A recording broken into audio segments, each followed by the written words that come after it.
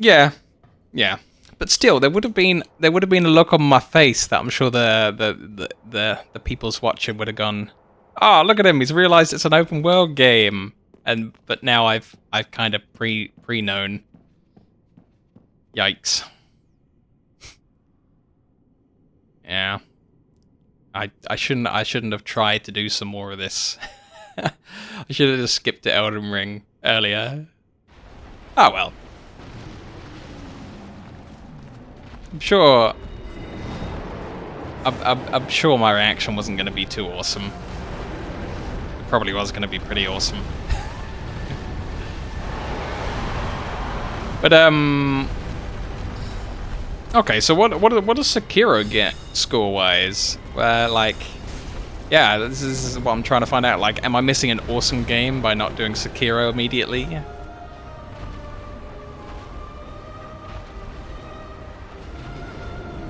Isn't that Breath of the Wild? I actually, I'm not too into Zelda. I don't know too much Zelda stuff, but somebody streamed me them playing Breath of the Wild all the way through. Isn't that the one with the breaking weapons? From what I remember, like, weapons break really quickly in that game. I just remember someone playing Zelda and he had to swap his weapon out every 10 seconds because he kept on getting all the, like, these sticks and these rocks and these swords that just, like, you take 3 swings and then it's just like, weapon broken, equip a new one. Sure. But you know, if we just stick to numbers, like if you were going to give it a score on Metacritic or whatever that website's called, or Rotten Tomatoes, if they do Rotten Tomatoes for games, you know, are you going to give it a high number?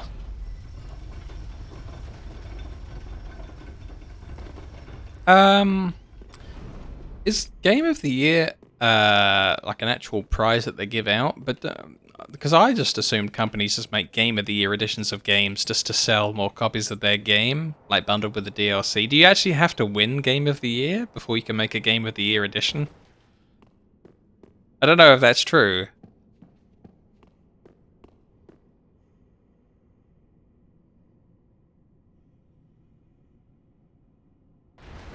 Yeah, it seems weird. Like, the last Zelda game that I personally played was I played Ocarina of Time a little bit. I thought that was really good. But I'm sick of starting it again. Like, the person whose house I played it at kept on deleting my save or whatever. So, you know, I had to start again, which was a bit of a bummer.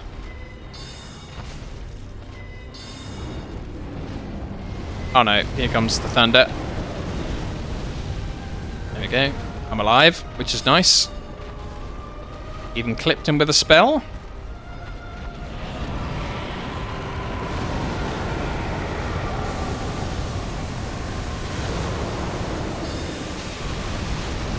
Oh, so he can do the beam even closer to himself. Because that wasn't the range that the beam was last time, it was further out. Yeah, I thought the like the weapon breaking was just excessive. Like, why do that? And he also had to, like, this bit where he had to like plug in a like a Wii remote to the PC, and he had to set that up because there was just this one particular puzzle with some, like, rolling boulders or something where you had to move the ledges, but you needed the Wii remote to do it. Just a bit bizarre. Yeah, I was just thinking, like, if you guys gave Sekiro like a 60 or a 40, I'd be like, okay, that's a good reason to play Elden Ring first. No, so the okay. So it's a bit like when you're playing Super Mario Brothers 2 and you just throw that turnip at an enemy, because you're not supposed to keep the turnip. The turnip was there as a buff that you could throw rather than jumping on something. But it's just a turnip, bro. Let it go. Throw that turnip. Oh wow, so they actually did win a reward. Award, not reward. That's cool. So it must be really good then. But we are doing Elden Ring, as voted by you, the viewer. I rolled, like, he covered the entire area with fire, and I waited for the fire to get to me, and I rolled the fire, and I still die, even if I roll the fire. Cool. Thanks. Thanks, game. Like, if you aren't a shield character, can you even survive that, I wonder? Because rolling doesn't work against it. Ish. Oh, wow. I hear The Witcher 3's good. Can't wait to play The Witcher 1, and then 2, and then 3.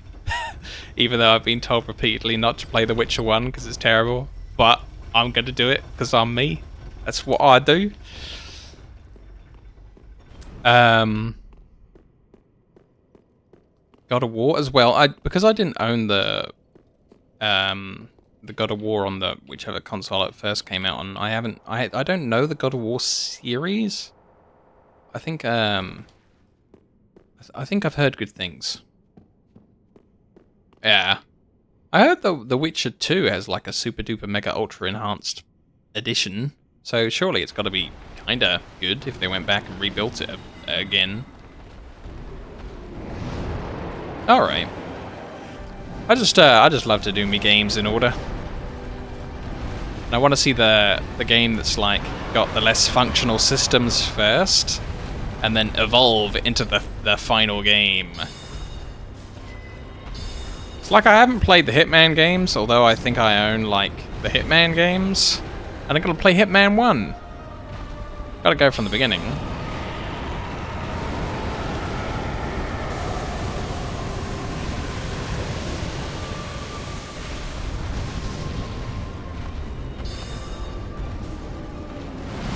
Oh no, he leapt forwards.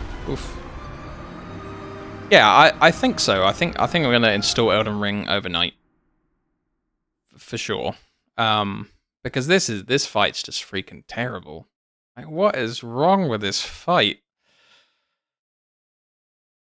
Yeah, it's still bizarre to me that people would start off with Dark Souls 3. I can understand people spending like 50 currencies of wherever you are in the world at the time as a person, and then wanting to play that game because you've just spent like the top money on it, and then going, well, I'll play the backlog game later. But surely, you know, at some point they paid a lot of money for Dark Souls 1. Maybe. I mean, if they did, and then not playing it until after you've played Dark Souls 3 just seems a bit weird to me. I like to do everything in order. Yeah, I think we should install Elden Ring and play it side by side with this. Play a lot of Elden Ring.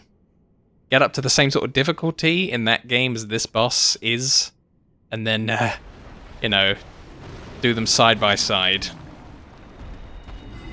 Hopefully we'll find some difficult guy where I get stuck on there and then I come back to this because it's easier.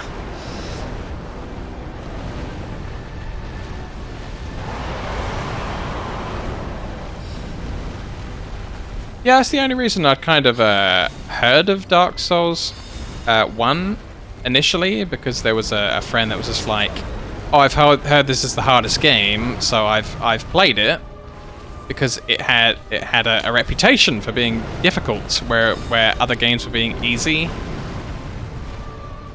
So that's how I ended up hearing of it, because it was like a particularly notorious game for being hard.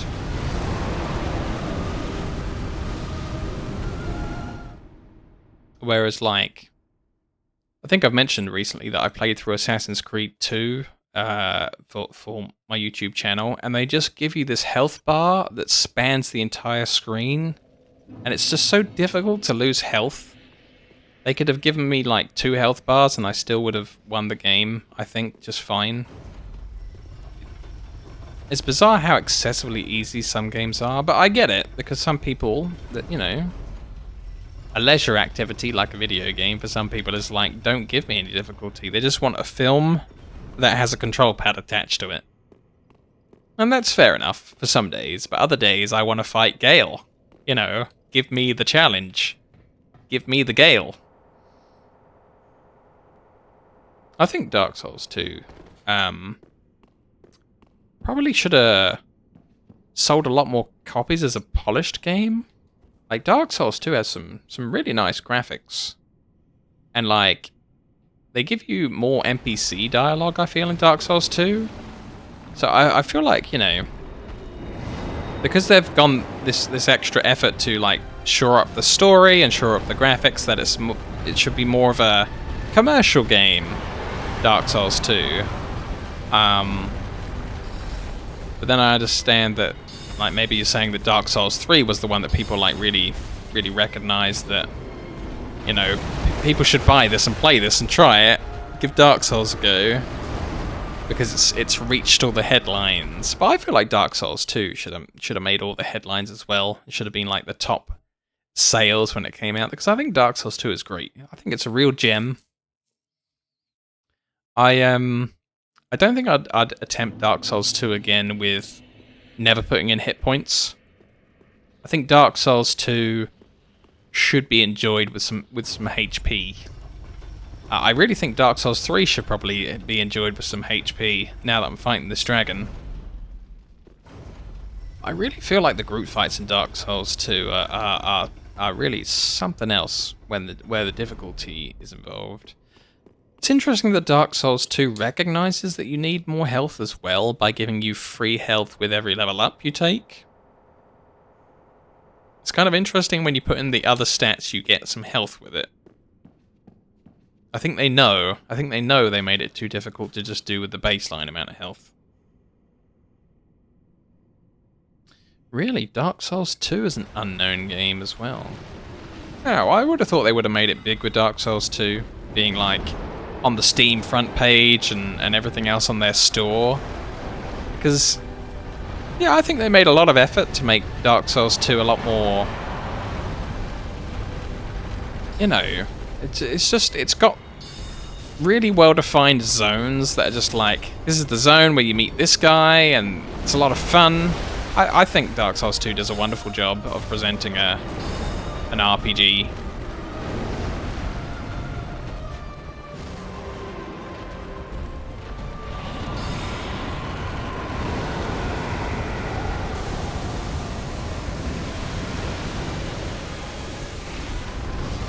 So you can roll forward to get away from that line attack at the end. Oh no, I got stepped on. Oh. I'm getting better at some of this dragon's attacks, but this dragon is just such a git. Like I really want to use some stronger language about how I feel about this dragon, but can't find the words. Like maybe I'll just call him a real donkey, this dragon. Just come on. Or a real pickle. He is the worst. Like, how many of his attacks are just going to go over my head and kill me regardless of me blocking and facing towards him? Like, is this my life now? I think that's interesting that people say that you'd have to play with a controller. I really feel like it's a great controller game.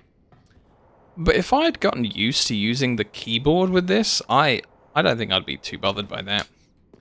I thought I was going to be really bad at using a keyboard and mouse again after playing so much Dark Souls, but I'm actually still really good.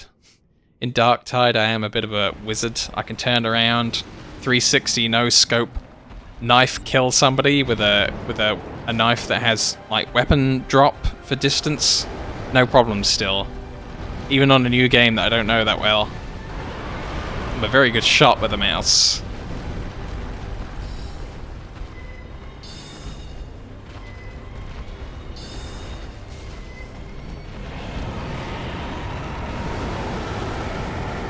Okay, here comes the lasers. And roll forwards. Oh no! He deployed it in front of me. I rolled into it. Damn. So I guess when you're near him, he's got like a variable range that he can cast it that's always focused on you. But if you're distant enough, like I was the first million times that he cast it, he can only put the line out so far. But then if he puts it at the maximum range and then you roll forwards, you're going to roll into it. Whereas if it was at the other range where he can adjust it, I would have rolled out of it rather than into it. That's harsh.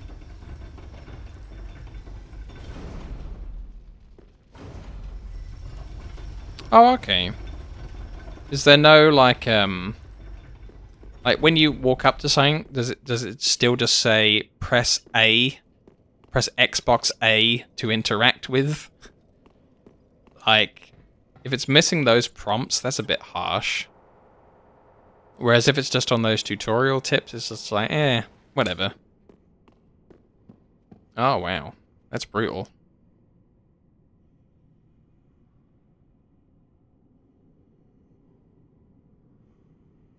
But yeah, I love my mouse and keyboard.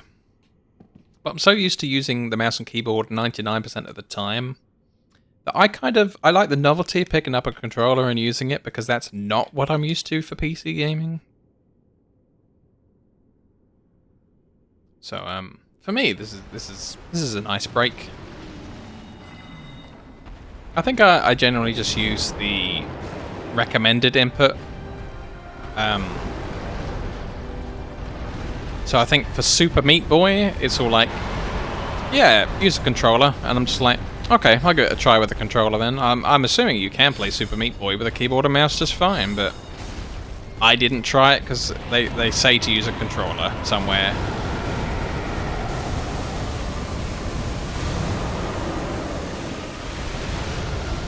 Oh cool, if you're around the side of him, he just misses you with it. Oh dear.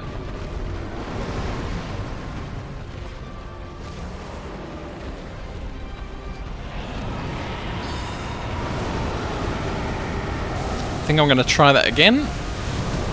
Nope, I'm not going to make it. I'm not going to make it. Oh my goodness.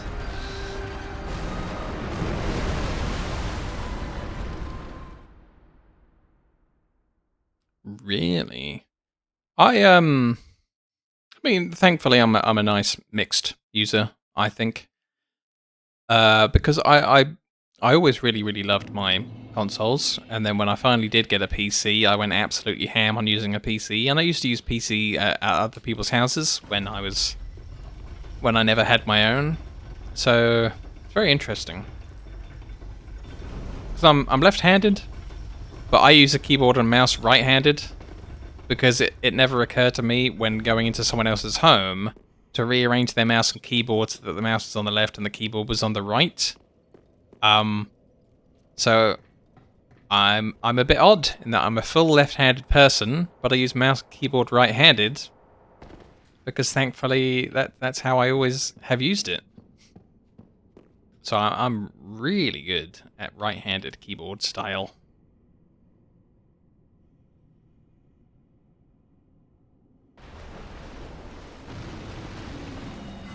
Oh, I've done Portal. I haven't done a recording of Portal, so I have to do Portal again. I'm going to embarrass myself by not knowing the answer to the puzzles. Portal's great, though. Yeah, I'm just not into racing games. I don't know what it is, but going circular around the track never really appealed to me. That's what a lot of the racing games are.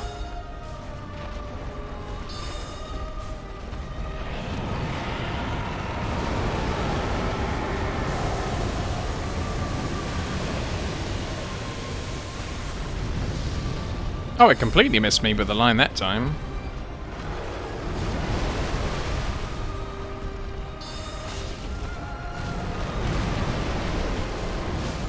Oh. Dang.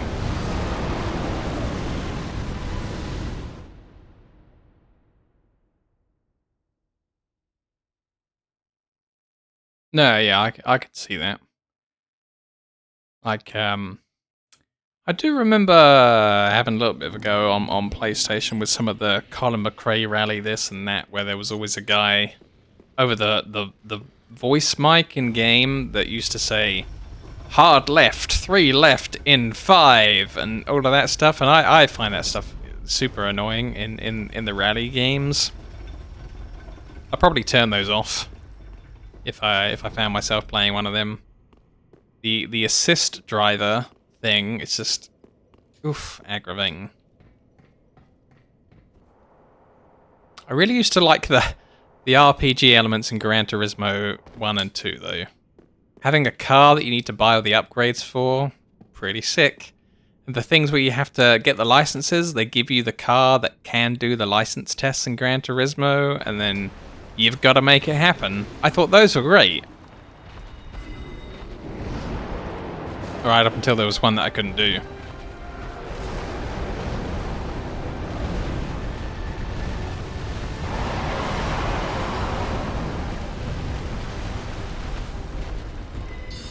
Yeah, I kind of get what they're for, but I just, they just, the voice over the comms is just sort of aggravating. Having a guy over my shoulder telling me, hard left in 3. It's just like, oh, for God's sake, just let me get on with it. I can see the hard left in 3. Don't be a backseat driver, Mr. Co-pilot guy. Get out of here. But yeah, I guess some of the turns are blind, so you need to like hear the guy tell you that the turn's coming up. I suck at cars anyway, like I can't do vehicle games at all. So once we get to a game that I'm streaming that has a vehicle in it, it's going to be very embarrassing for everyone watching. Yeah, they have the different coloured arrows, like there'll be like for a super hard turn, there'll be a red arrow or a bunch of ziggity arrows. It's all pretty interesting, it's just not really my sort of thing. I'm also not big on any kind of like space flight games where you have to just fly around in empty space. Because a lot of the space games I find to be super duper lazy, where it's just, here is space, it is black, there is a star in the distance in a JPEG. And I'm just like, this is like the least interesting you could make space. Thanks, guys. Space is as bad as snow levels in games when they make it super uninteresting.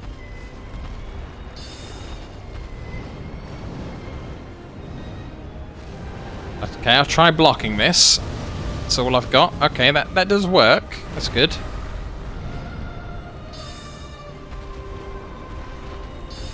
Oh, my spell keeps fading out.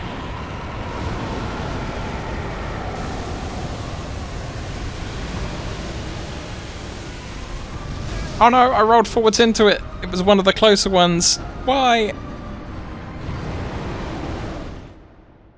Oh yeah, I saw a friend of mine who, you know, I don't talk to anymore, do Elite Dangerous, and he was doing like manual parking into the space stations, and just, wow, it was brutal to watch, and all the flying around in blank space.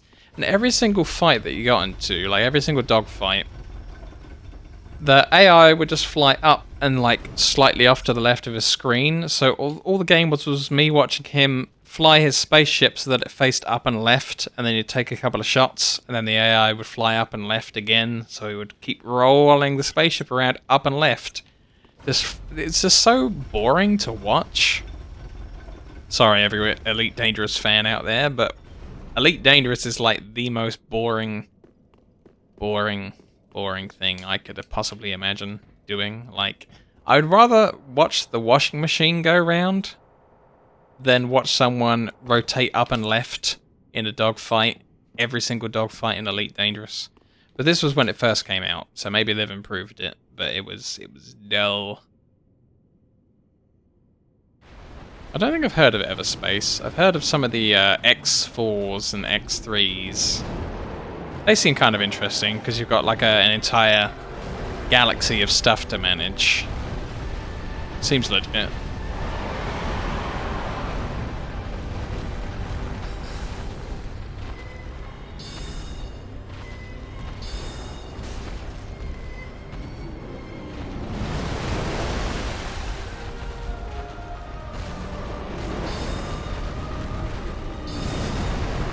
Oh, this dragon sucks. Look at him. He's such a git, and he knows it.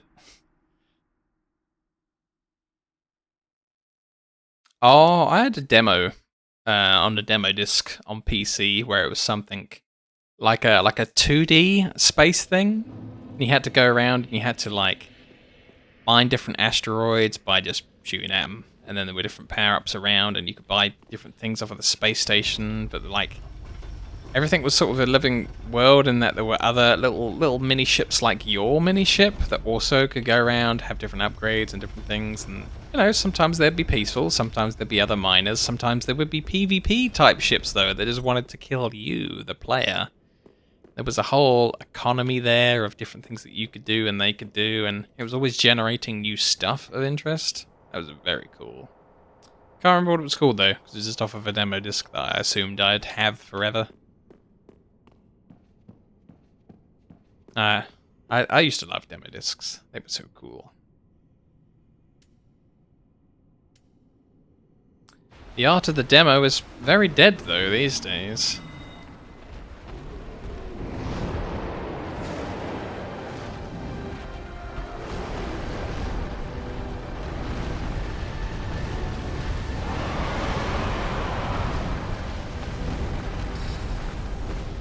Though that, I remember I said on one day I really wanted to get the new release of someone redoing Star Ocean: The Second Story, the JRPG, and they have a demo up of the game. You can just play like a demo portion of it, which is just really, really awesome.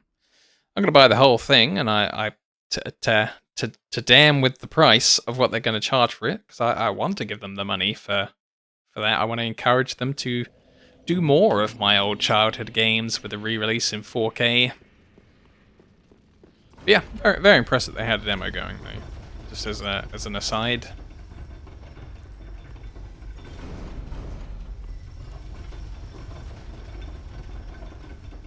Because that's the thing, you've got to be really confident in your product if you're willing to put a demo out there that people can play a certain portion of it and see that your game is a good game before they put down the cold, hard cash. So that's why I absolutely respect everyone that still does demos. And the thing is, demos should be used by these game companies. You know, you're going to promote yourself into getting some sales by putting demos out there and having people be able to try your game, see that it's good, and go for it. Whereas I'm assuming some customers are like, I don't know what it's going to be like. I'm not going to buy that game. So demos just make sense to me from the company's perspective as well.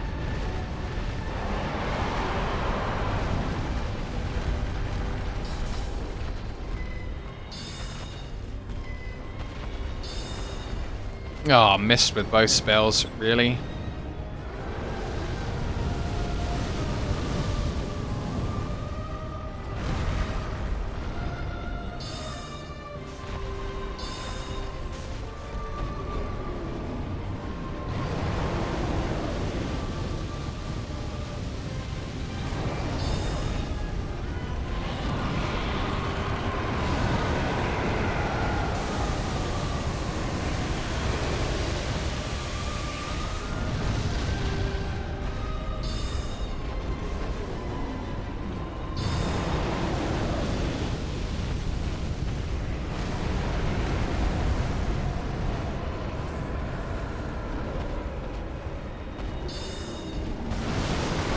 Oh, damn it.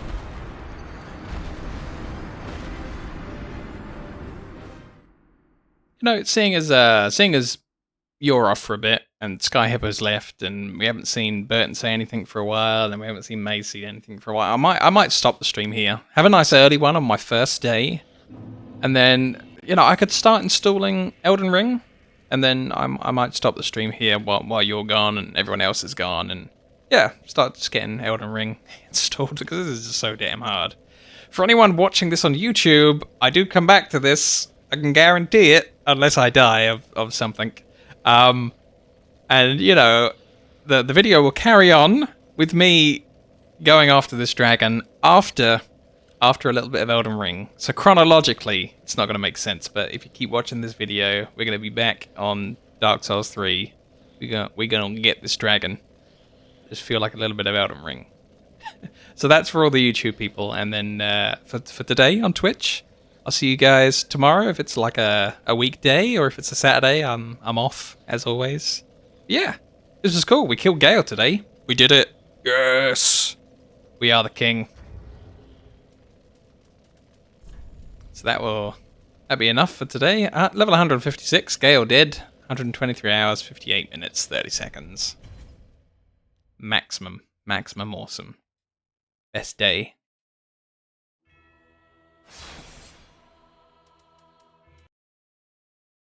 Yeah, I think it's so cool. I'm hoping I enjoy Elden Ring. I really am. I think we're going to love this more from soft goodness. But like this was released quite recently, wasn't it? It was like 2022 or 2021 or 2023, like earlier this year or something. Elden Ring's super recent from what I remember when I brought it, like the buy date. So I'm hoping they've improved over their Dark Souls 3. Should be good. We'll find out tomorrow on Gaming with Dean. Bye bye. Thumbs up. Have a good evening. Wow, no DLC yet. Dude. Ho, ho, ho. We're gonna see it. We're gonna love it. We're making our faith guy. Should be great. Should be great. Bye bye.